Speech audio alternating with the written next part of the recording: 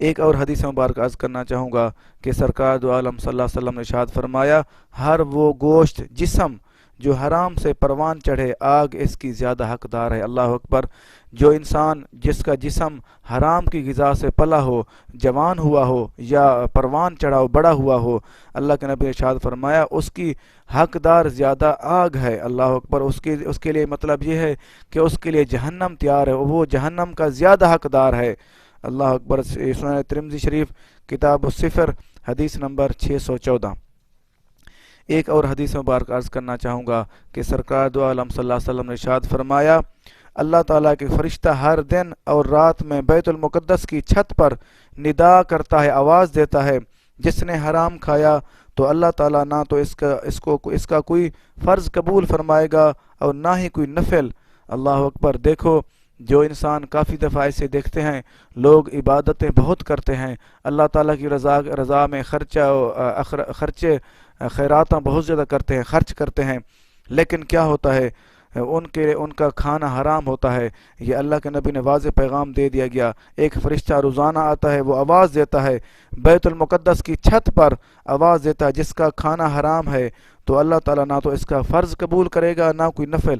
اس کا مطلب یہ ہوا واضح، جتنے بھی لوگ عبادات کرتے رہیں، نفلیں پڑھتے رہیں، نمازیں پڑھتے رہیں، وہ عبادت کرتے رہیں، اس کی نفل نمازیں کوئی بھی قبول نہیں ہیں، کیونکہ اس کا کھانا حرام ہے، اس لیے وہ اس کی کوئی چیز قبول نہیں۔ یہ اتقاف السعادت کتاب حلال والحرام حدیث نمبر 452۔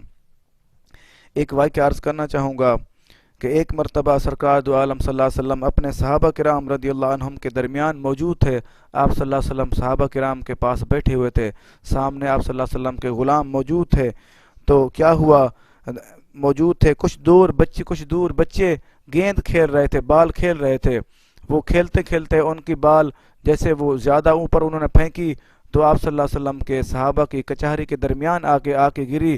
تو وہ کچھ بچے سوچنے لگے کہ کیسے جائیں نبی کریم صلی اللہ علیہ وسلم کی بارگاہ میں۔ تو وہاں پہ آپ صلی اللہ علیہ وسلم کو شرم کر کے کچھ بچے رک گئے۔ ایک بچہ سیدھا چلا گیا اور وہاں پہ جا کے اس نے گیند اٹھا لی، گیند اٹھا کر واپس آ گیا۔ تو نبی کریم صلی اللہ علیہ وسلم نے ارشاد فرمایا، یہ جو بچہ ہے یہ حرامی ہے، یہ حرام کا ہے۔ تو وہاں پہ اس کا باپ صحابی رسول بیٹھا ہوا تھا، تو اس نے سوچنے لگ گیا، پتہ نہیں یہ تو میرا بچہ ہے، یہ کیسے حرام ہوگا۔ وہ وہاں سے اٹھا، فوراً اپنی بیوی کے پاس چلا گیا۔ اس نے جا کر کہا بیوی کو، یہ بچہ کس کا ہے؟ وہ پریشان ہوئی، اس نے کہا یہ بچہ تو تیرا ہے۔ اس نے کہا نہیں، میں نبی کریم صلی اللہ علیہ وسلم کا فرمان مبارک برحق ہے، انہوں نے بھی یہ فرما دیا کہ یہ بچہ حرام کا ہے، حرامی ہے۔ تو وہ پریشان ہوئی، اس نے عرض کیا اپنے خامند کو کہ یہ بچہ تیرا ہے، اس میں میرا کوئی قصور نہیں ہے۔ وہ سوچنے لگے پتہ نہیں پھر کیا ہوگا۔ اس نے کہا میں آپ کے ساتھ چلتی ہوں۔ یہ چلتے ہیں، آپ نبی کریم صلی اللہ علیہ وسلم کی خدمت میں حاضر ہوتے ہیں، جا کر عرض کرتے ہیں کہ یہ بچہ ہمارا کیسے یہ حرام کا ہے۔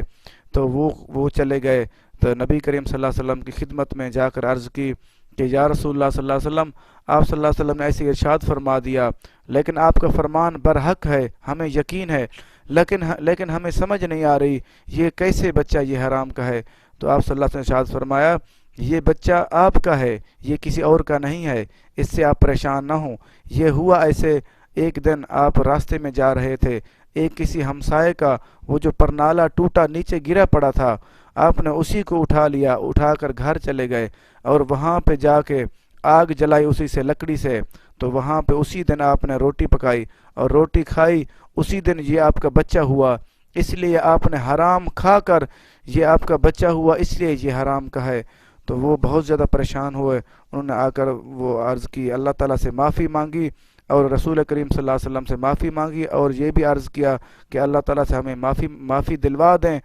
تو دیکھو کتنا بڑا پیغام دے دیا گیا ہمیں نبی کریم صلی اللہ علیہ وسلم نے۔ اگر ہمارا کھانا بھی حرام ہوگا تو ہماری جو اولاد ہوں گی وہ بھی حرام کی ہوں گی۔